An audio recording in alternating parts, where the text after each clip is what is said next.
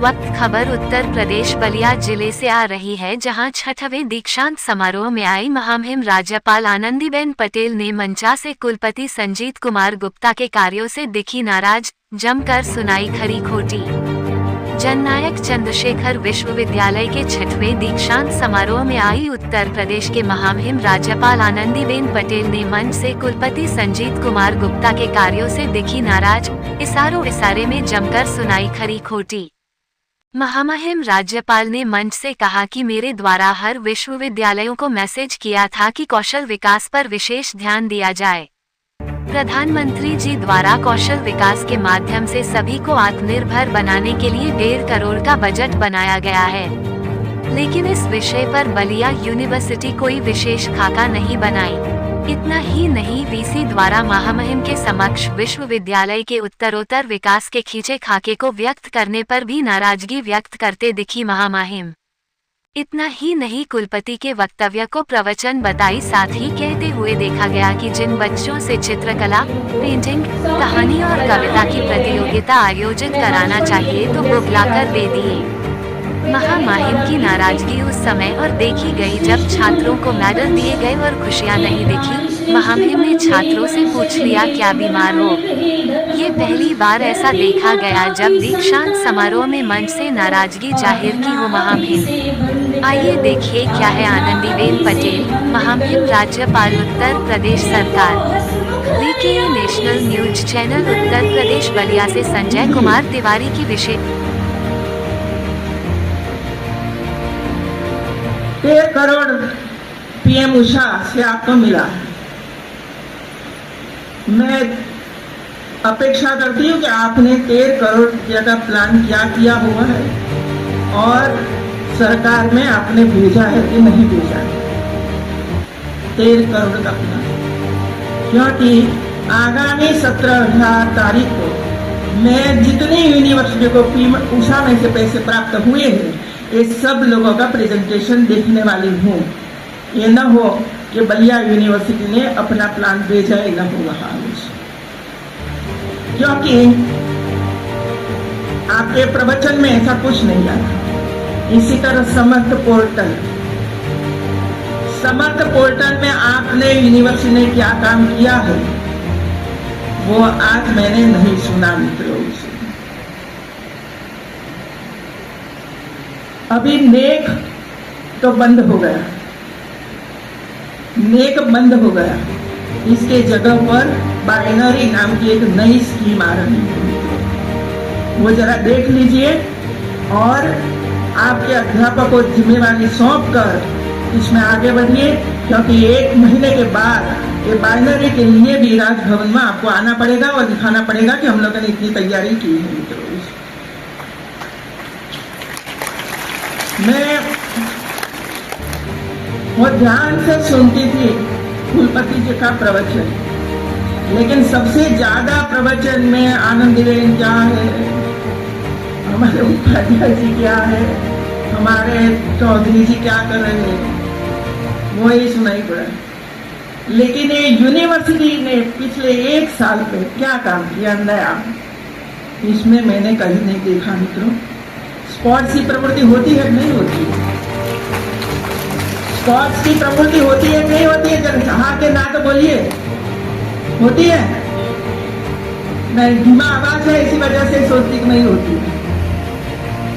इसी तरह सांस्कृतिक प्रवृत्तियां होती है कि नहीं होती है?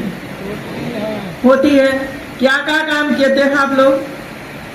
क्या सांस्कृतिक प्रवृत्तियां करी? ये आपने जो मेरे पास विमोचन करवाया वो तो सब जो नए जो दिन हम वो करते सेलिब्रेट करते वही दिन का मैंने देखा है और कुछ नहीं देखा। इंक्यूबेशन सेंटर चर्चा कर दी है आपने, लेकिन इंक्यूबेशन सेंटर अभी तक बना नहीं। कौशल विकास सबसे बहुत ही इम्पोर्टेंट जरूरी है ये एरिया के लिए, कौशल विकास में बच्चों को आगे बढ़ाने, क्योंकि ये एरिया ऐसा है जो हमारे विद्यार्थियों को हम कौशल विकास में आगे नहीं बढ़ाएंगे, क्योंकि अलग अलग प्रकार का कौशल है सब लोगों में। इसके लिए प्रयास करना पड़ेगा यूनिवर्सिटी में।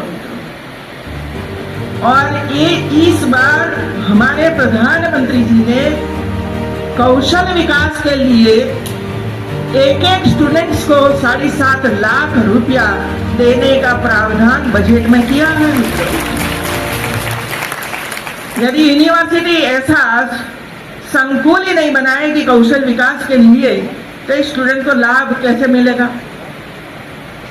1.28 लाख करोड़ का बजट हायर एजुकेशन का है मित्रों,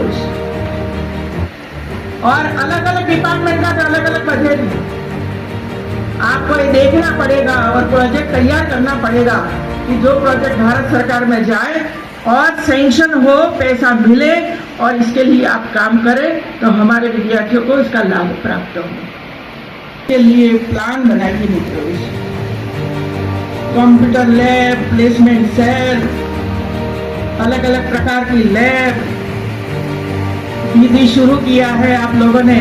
इसमें लैब है, बनी है, बनने जा रही है, क्या है इसका कोई उल्लेख नहीं हुआ।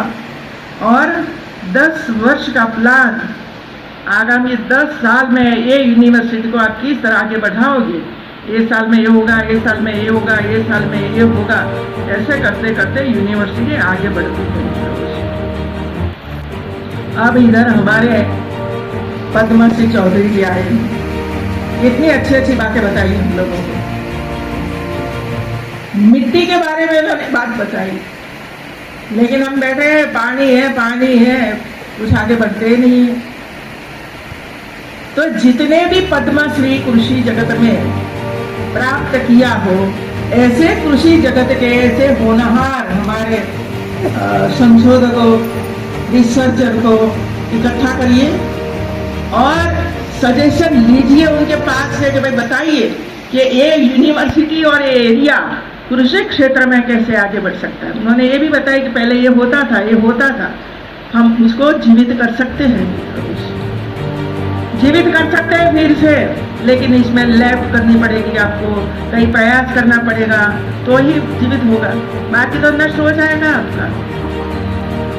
तो एक काम ये यूनिवर्सिटी को करना है और करना चाहिए। आपको जब भी बाइनरी में जाना है, या तो एनआरएफ में जाना है, या तो एशिया रैंक में भविष्य में जाना है, तो आपको कुछ न कुछ लेखन कार्य करना ही पड़ेगा।